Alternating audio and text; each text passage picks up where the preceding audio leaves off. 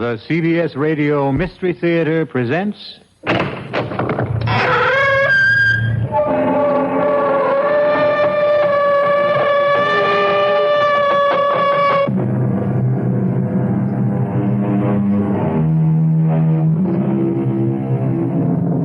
Come in. Welcome. I'm E.G. Marshall. Welcome to the sound of suspense. Welcome to the fear you can hear. But mostly, welcome to the world of terrifying imagination. The story you are about to hear is a love story. But a love story which begins at the point where many love stories end. It begins after the wedding march has been played, after the vows of love and fidelity exchanged. It begins on the honeymoon in a strange and terrifying fashion. Don't come near me. Stay away from me, Dad. Susan, are you out of your head? I saw her picture. Do you hear me? I found her picture on our honeymoon.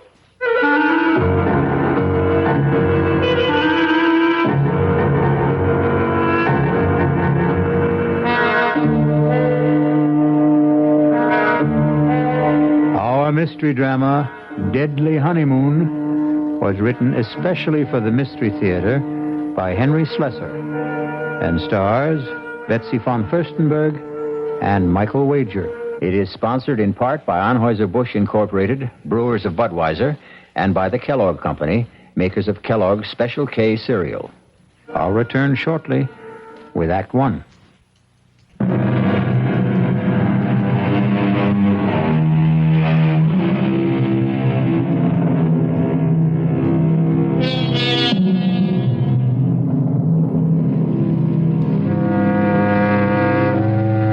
Our story begins 36,000 feet in the air on a flight which departed from New York's Kennedy Airport and in another hour will be touching down at O'Hare Airport in Chicago.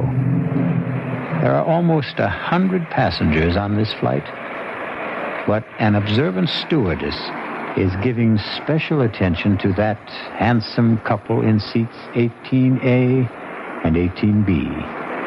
Perhaps it's because all honeymooners have a special radiance.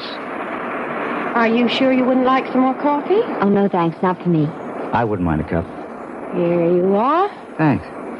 Just ring if you need anything else. You'd think we were the only people on this flight. As far as I'm concerned, we are. Oh, Dan, I feel absolutely drunk with happiness. Is that a funny word for the way I feel? No. It's a great word, Susan. I was flying hours before we got on the plane. Oh, what time did you say we land in Chicago? About 2:30. Is it far from the airport to the hotel? Oh, actually, it's only about a half an hour from O'Hare to downtown. About 16 miles. Still, I don't think we'll have time to make Evanston today, do you? Well, it might be better to go in the morning. You can call your aunt from the hotel. Dan, you sure you don't mind going to Evanston? I mean, I just couldn't possibly be a few miles away and not see Aunt Clara. Besides, I want to show off my new husband to somebody, and she's all the family I have. Was she your mother's sister? No, my father's. She came east when my parents were killed in that crash. Stayed with me for a month or so. That was about the most that either one of us could stand. She sounds like a holy terror. Oh, no, she's just crotchety, that's all. But she'll only be more crotchety if she learns that I passed through Chicago and didn't even stop by.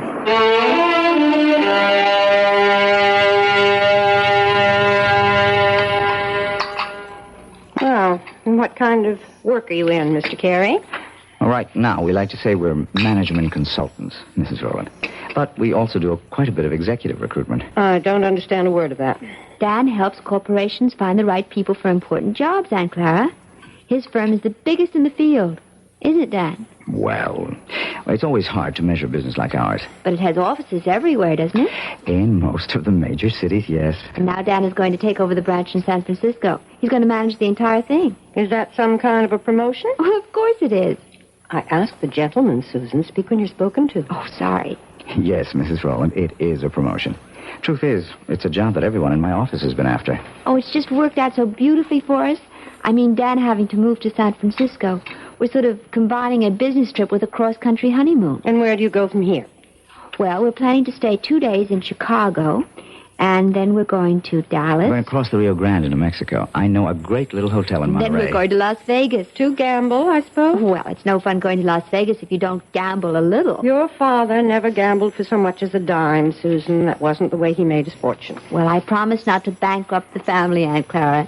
Anyway, we're just staying in Las Vegas overnight, and then going to Los Angeles. 3 days later, I report to work. Thoroughly exhausted, of course. Well, if that's your idea of a honeymoon, I hope you enjoy it. Susan, I suppose lunch is almost ready. You want to help me bring it out? Oh, yes, of course. Kitchen's this way, in case you've forgotten. The truth is, I have. I'm glad to be able to talk to you alone for a minute, Susan. Did you like Dan, Aunt Clara? Isn't he good looking? Older than you, isn't he? What difference does that make? How long did you know him? Oh, we met at a party at the Williamsons. Do you remember my friend, Tracy Williamson? Didn't ask you where you met. I'm asking you when. Well, it was about 3 weeks ago. 3 weeks? Oh, for the love of heaven, Susan. Aunt Clara, the time you know somebody isn't always the most important thing. He's practically a stranger. How can you be sure of anything about a man you've known for 3 weeks? From the time we met, I saw Dan every single day. Susan, when a girl is all alone in the world, when she has independent means Please, of her own... Addie, don't start in about Dan being a fortune hunter. I don't have that much money, and it's all in trust anyway. And I assure you, Dan earns enough income to take care of us both very well. Well, I'm sorry, Susan. I know I don't have any control over what you do. You're too old for that.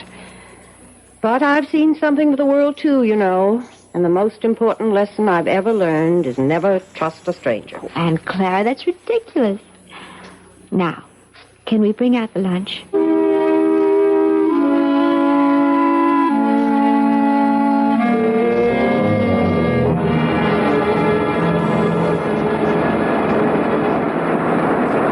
I don't know. I just have the feeling that Chicago wasn't all you expected it to be. Well, we weren't there very long, Dan. And don't forget, we spent half the time with your business associates. Oh, honey, I am sorry about that. I suppose I never should have called Bill Kincaid to say we're in town. Should have known he'd insist on getting together. Oh, it wasn't that bad. I just didn't know what he was talking about half the time. All those office politics.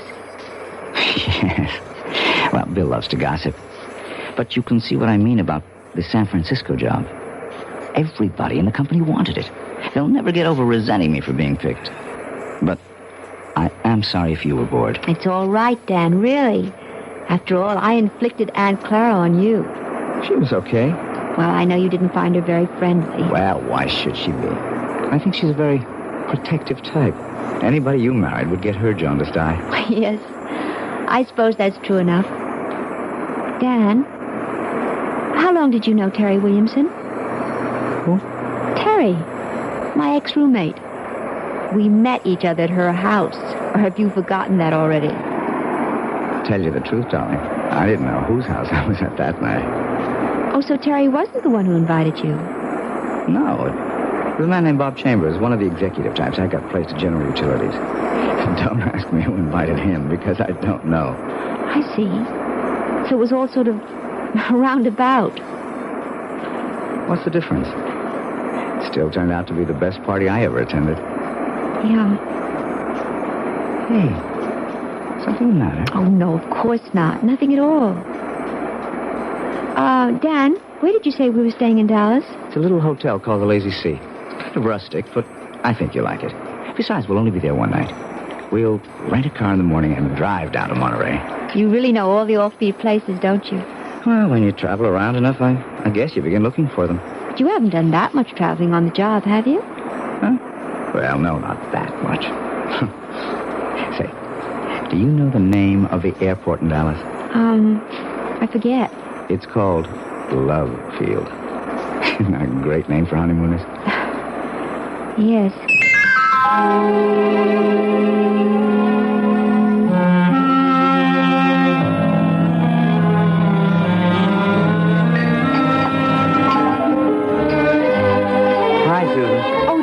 are. I was starting to worry. No, I had a little trouble with the phone lines back to New York, but I got through okay. Everything all right? Yeah, sure, everything's fine. Hey, you look a little strange, though. Oh, no, I'm all right. I had a drink while I was waiting for you. Say, you better watch that tequila. It sneaks up on you like a bandito.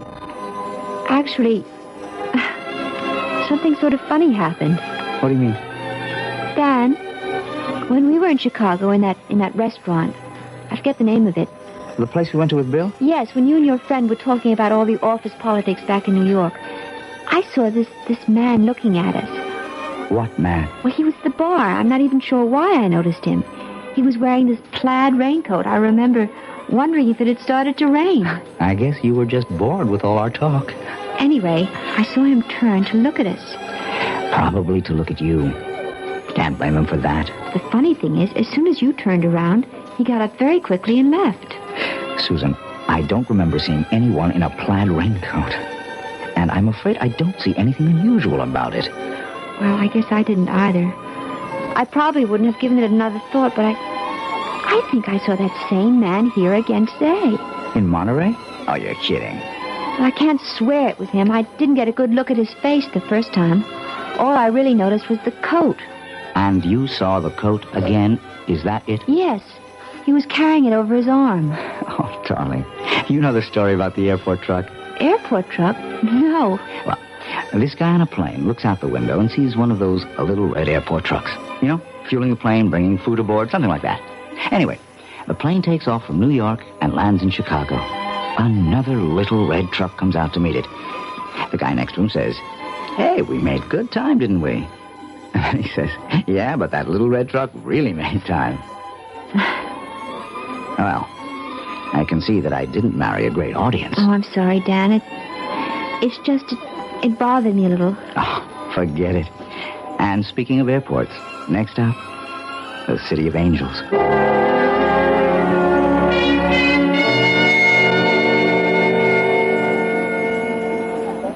Let's see. I wonder if they have this week's digest. Oh, I see it. Excuse me. Yes? You're Mrs. Daniel Carey, aren't you? Why, yes, I am. Do I know you? No, Mrs. Carey, but I know you. Saw your husband leaving the hotel about half an hour ago. Were you planning on meeting him? Oh, wait a minute. I've seen you before. Have you? You're the man with the coat, the plaid raincoat. Well, you happen to be right. I do own a plaid raincoat, but with this nice sunny weather... Excuse me. Look, Mrs. Carey, I know it seems as if I'm following. Yes, it does. Well, okay, it's true. But I've had a reason. Such as? Could we talk about it someplace? There's a coffee shop in the hotel. I'm sorry. I don't even know who you are. Maybe it would help if I introduced myself. My name is Harrington. Lieutenant Gale Harrington, attached to the New York City Police Department. Police? That's right, Mrs. Carey. So you see, what I have to discuss with you is police business. But what have I done? It's nothing you've done. It concerns your husband and what he might do.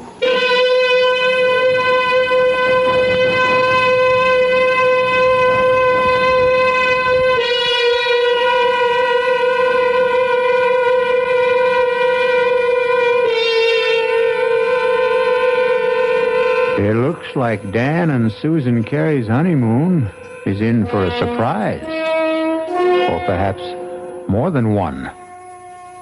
Maybe Susan will soon wonder if her Aunt Clara wasn't right about a number of things, including her cynical advice about trusting no strangers.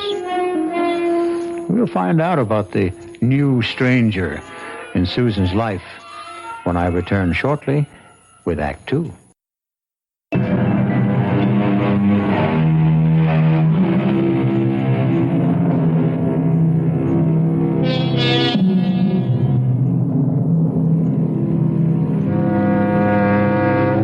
In the pleasant, cheerful atmosphere of a coffee shop in a large Los Angeles hotel, newlywed Susan Carey finds herself facing a man she has never seen before. A man whose solemn eyes look at her over a steaming cup of coffee and seem to warn her of nightmares to come. But so far, Lieutenant Gail Harrington of the New York Police Department is merely asking questions. How long have you been married now? Only about 10 days. Was it a long engagement? Did you know your husband for some time before? No, not very long. Well, could you be more specific? How long ago did you meet him? And where? Well, it's a month now. Just about that. A month? Then you really don't know much about him, do you? Oh, you and Aunt Clara. Beg pardon? Lieutenant, will you please tell me what this is about? Has my husband committed some crime? Is that what you're implying? Oh, I didn't say that, Mrs. Carey.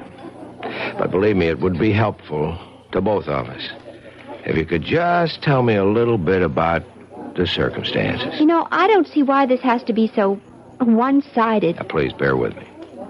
All right. I met Dan at a party at a friend's house about a month ago. We talked a lot. We liked each other.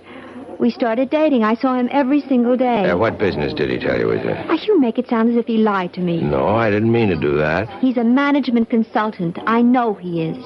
He's just gotten a very important job in San Francisco, head of the entire office.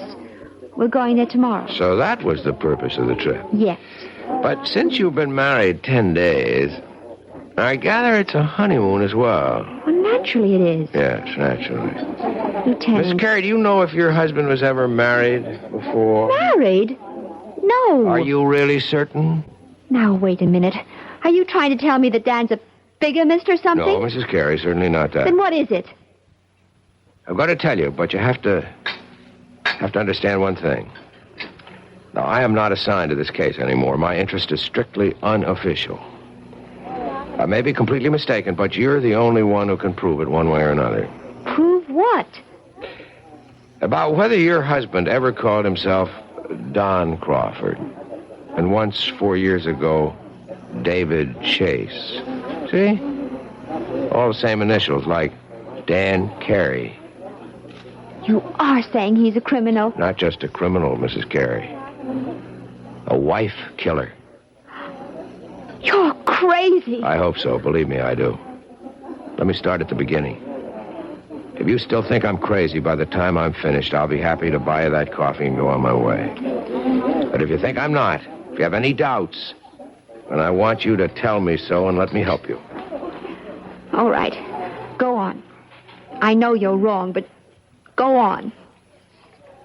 I first heard of Don Crawford back in 1965 when I was attached to the homicide detail in the Los Angeles PD. Mrs. Crawford was the former Edith Burbank. She was the youngest daughter of a wealthy family in Baltimore. Only when I saw her, she was never going to enjoy her money anymore. She was dead. Her throat had been cut by one of those, quote, mysterious intruders, unquote, that the papers liked to write about. Her husband, Don, was broken-hearted, naturally. Had only been married 4 weeks. But her death also made him some money. Not a fortune, really. There was a mix-up about her will, and he ended up with nothing but a handsome payoff from the family. Mrs. Carey, you okay? I can't believe I'm sitting here listening to this. I won't be long, I promise. Anyway, I was assigned to the Crawford case, and I didn't exactly cover myself with glory. You mean you never found the mysterious intruder? That's right. So naturally, you decided that maybe there wasn't any. Let me go on, Mrs. Carey, okay? Yes, go on. Anyway, I ran into a similar case about 4 years ago. The murder of a young bride, fresh from her honeymoon. A broken-hearted groom named David Chase. I thought Chase and Crawford were one and the same man. But I couldn't convince the district attorney of the resemblance. But I am still convinced, Mrs. Carey. And you think Dan is the same person? Oh, he's changed again, of course. His hair is lighter than Chase's. He's thinner and paler. But there's something about the face I can't forget. And even if it's true, you still have no proof. Is that it? You couldn't solve your case, so you're holding on to your first solution. Wait, Mrs. Carey. Let me tell you why I was so sure that Crawford and Chase were the same man. It was because of the honeymoon. What? It's my theory that their honeymoons were identical. A compulsive honeymoon, you might say.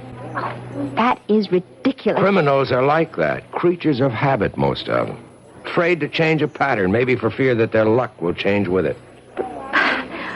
What do you mean by it? I stumbled on the coincidence accidentally. But as far as I could trace it, Don Crawford and David Chase took their brides to the same places. They did the same things. And I knew that if I ever saw that pattern duplicated, I would have my killer. I hope I'm wrong, Mrs. Carey. But you are the only one who can tell me. And my first question is this. Was your first stop Chicago? Yes.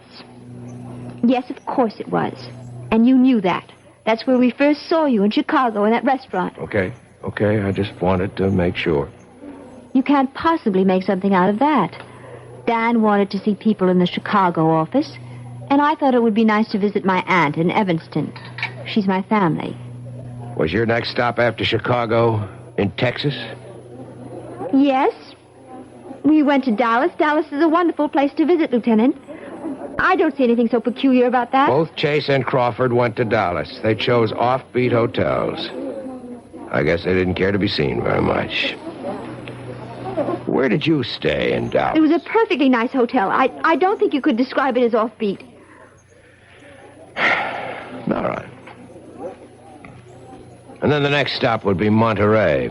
You knew we were in Monterey because that's where I saw you the second time. By that time, Mrs. Carey, I'd made up my mind to follow you. Are you saying that these supposed wife killers you're talking about also went to Monterey? Yes, they did. And from Monterey to Las Vegas. Well, then you're wrong, Lieutenant. You're completely wrong. You mean you didn't go to Vegas? No. So there goes your famous theory, doesn't it? Well, I admit I'm We changed surprised. our mind about Vegas. We decided that we might be too tempted to gamble away all the money we had for the trip. Ah, so you did have it on the schedule. Well, yes. Yes, we did, but we didn't go. You really think that changes the pattern? The fact that you didn't go? Oh, please, I can't stand any more of this. I don't want to hear any more of it. Mrs. Carey, Edith Burbank was killed in Los Angeles, in her hotel room. This hotel. I'm leaving. I'm leaving Mrs. right Carey, now. wait. You're wrong. You've got Dan mixed up with someone else. Let me finish, please. Just one more moment. Please, no, please let me go.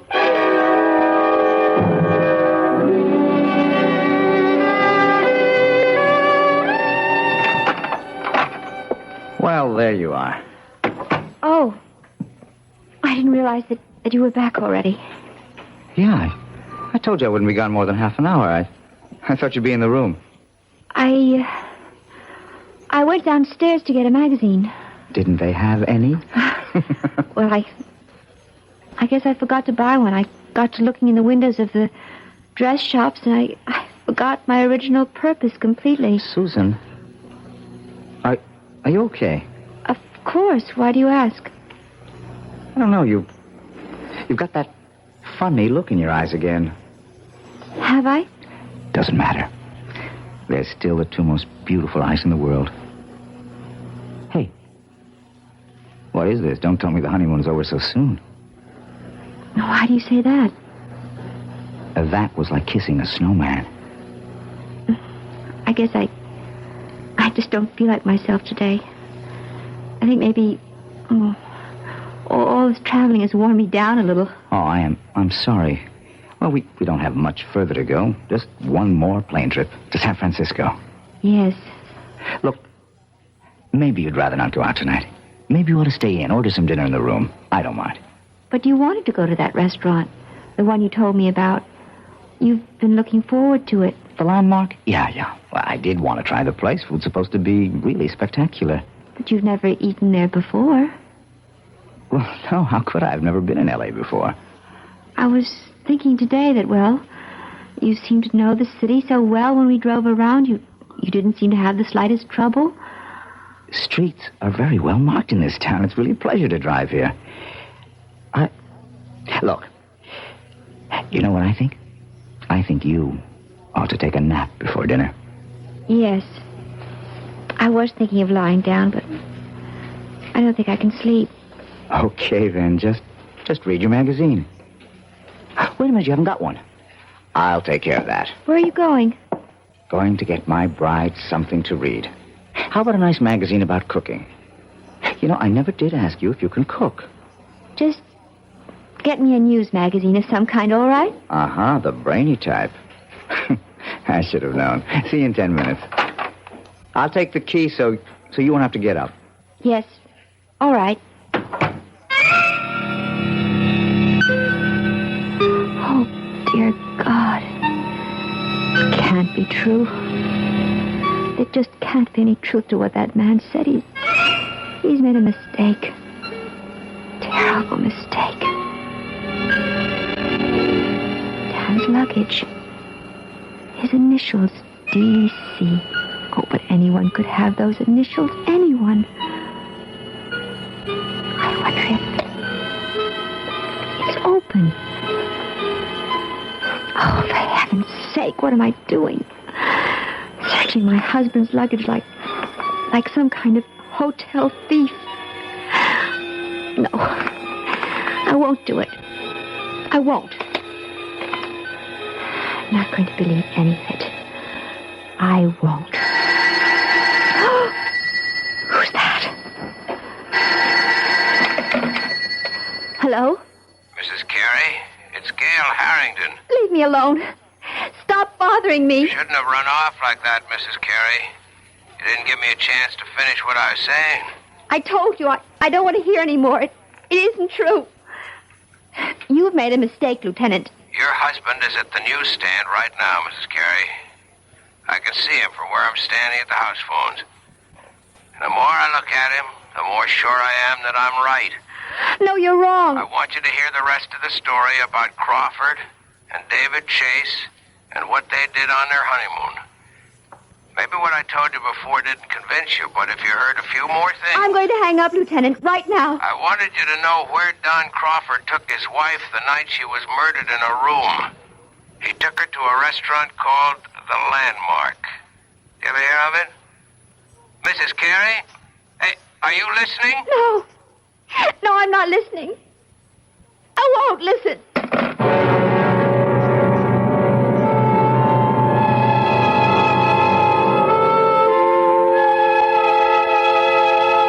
And so Susan Carey seems to have a date at the Landmark restaurant in Los Angeles with her loving husband, Dan. If she keeps the date, something tells me that she's not going to do their cuisine very much justice. Because one needs peace of mind to enjoy good food. Fear affects the salivary glands, and terror ruins the taste buds. I'll be back shortly with Act 3. Well, what have we here? A quiet meal for two at the Landmark restaurant? No. We seem to be in a hotel room. The same room in which we last saw our honeymooning couple, Susan and Dan Carey. Obviously, there's been a change of plan. Room service has provided the meal for the two lovers this evening.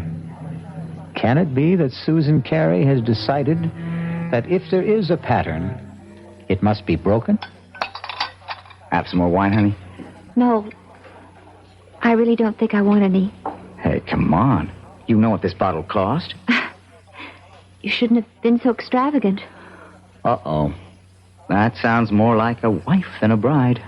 Well, $18 is an awful lot for a wine, Dan. Especially when I really can't drink that much of it. I just wanted to make up... Well, never mind. You mean for not taking me to the Landmark? No, it doesn't really matter. I told you, it's fun to eat in the room. It's very elegant. I'm sure you were disappointed at... No, I really wasn't. Look, we're not going to be very far from Los Angeles. We'll probably fly down from San Francisco a few times a year.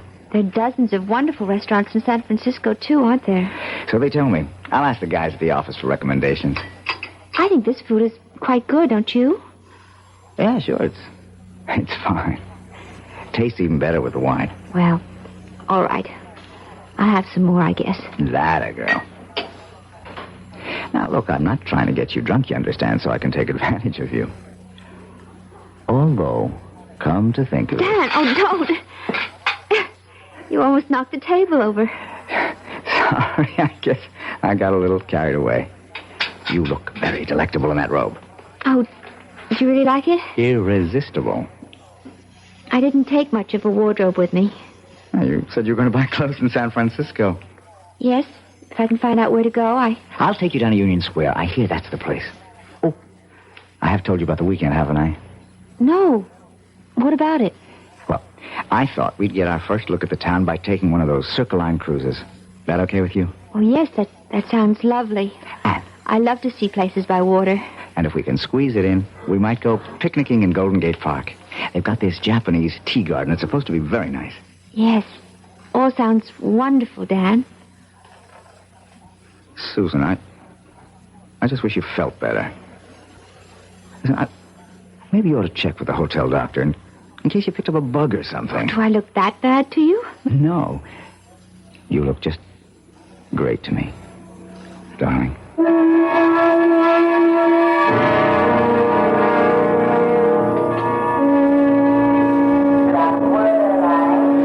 Yeah, I think that'd be a good idea, honey. Reserve the car ahead of time. Then we can pick it up right away in San Francisco. Whatever you think, Dan. You wait right here. I'll go over to the counter. It's all right. Be back in 10 minutes. All right, Dan. Mrs. Carey. Oh, no. Not you again. I didn't mean to startle you. Go away. Please go away.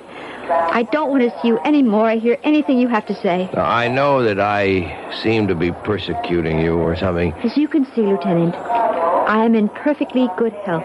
I was not murdered in my sleep in that hotel room. Look, Mrs. Carey, I've only got a few minutes before your husband gets back. I just wanted to finish my story about this other guy, this David Chase. I don't care if you are a policeman. I'll call someone and have you arrested for bothering me. David Chase's wife didn't get killed in Los Angeles. She died in San Francisco. Where? In her hotel room? No, not there. But they stayed at the San Remo. Is that where you're staying? Yes, but millions of people do. No, there wasn't any mysterious intruder this time. In fact, Mrs. Chase's death was listed officially as an accident.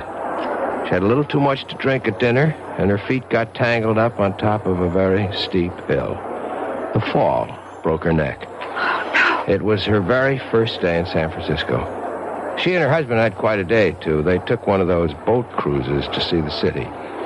Then they went to Golden Gate Park, to the Japanese tea garden. Miss Carey, are you okay? No. No, I'm not okay.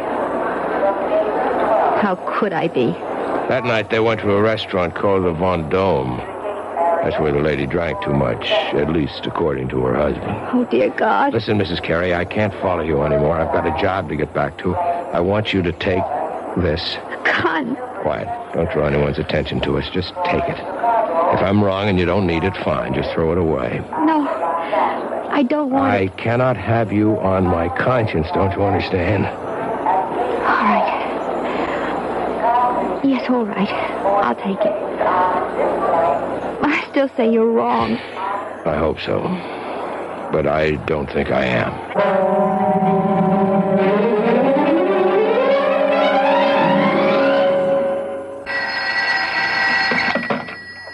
Hello?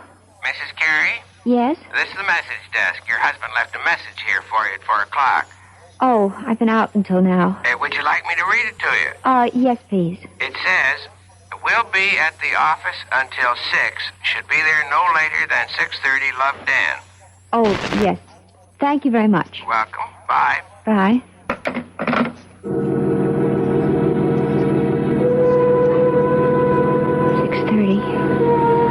$6:20 now.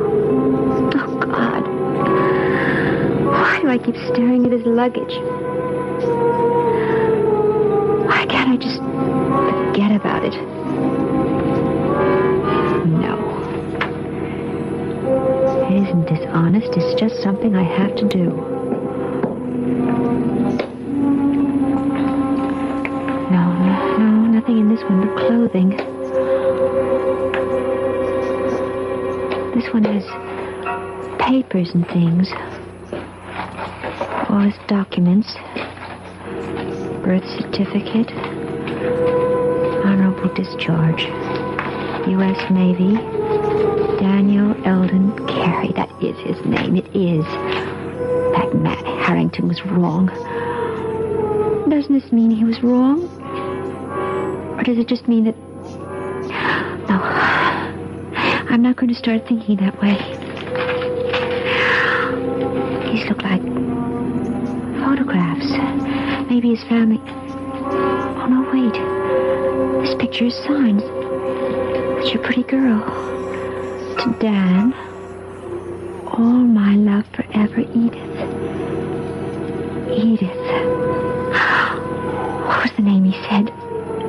That policeman, what was the name that man's wife was? Wasn't it Edith? Oh, no. Who is it? It's me, honey. Oh, 1 second. Hi, sweetheart. Sorry. I forgot to take my key. Hey, I'm not late, am I? I told him at the desk I'd be back at 6. Well, it's not even that. Hey, why is it so dark in here, Susan? Oh, I just cut back myself. I didn't think of turning on all the lights. Susan, I have a confession to make. I wasn't at the office at all. My new staff thought they ought to christen the new boss. I tell you one thing about San Francisco. It's a hard-drinking town. Susan, what's the matter? Dan, I found her picture. What? I found her picture. Your first wife's. What are you talking about? I was never married. Then what's her picture doing in your luggage? Hey, what's going on here? You must be drunker Don't than I come am. near me.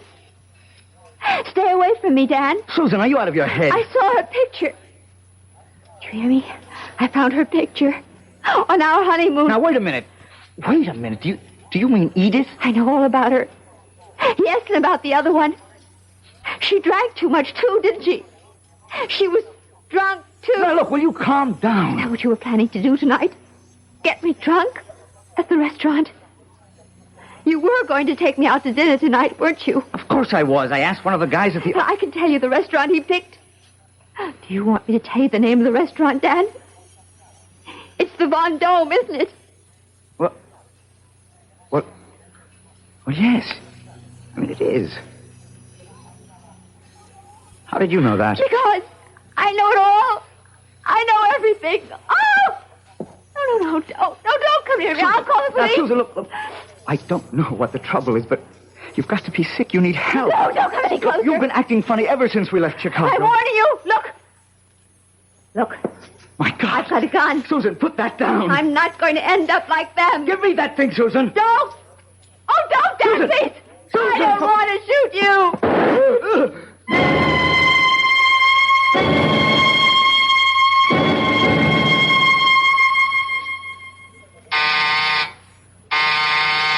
One second.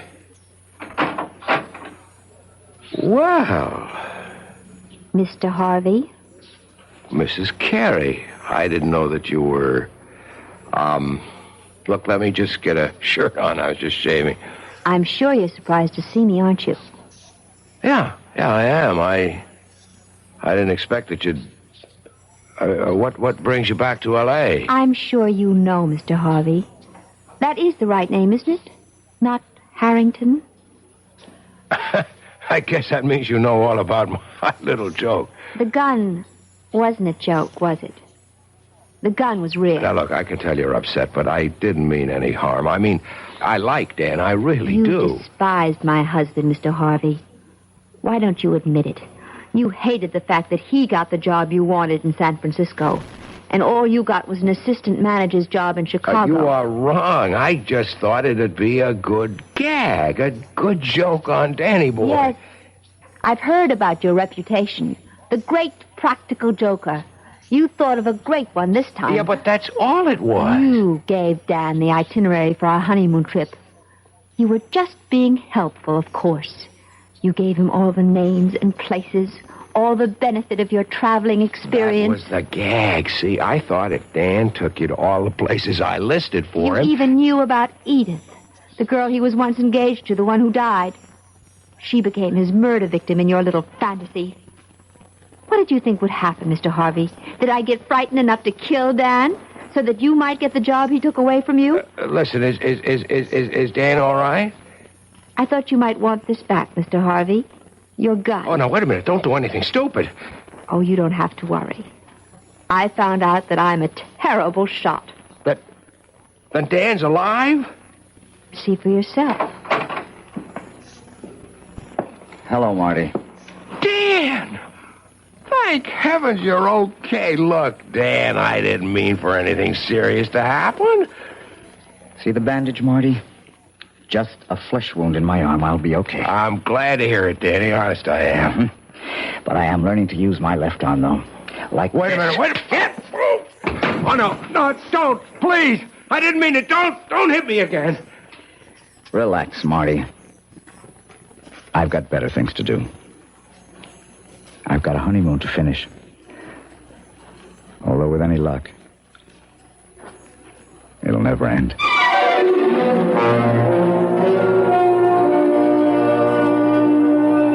So you see, even murder stories can have happy endings. Martin Harvey may have spoiled Susan and Dan's honeymoon, but that doesn't mean he managed to spoil their marriage. No. If that's going to happen, Susan and Dan will take care of that all by themselves. I'll be back shortly.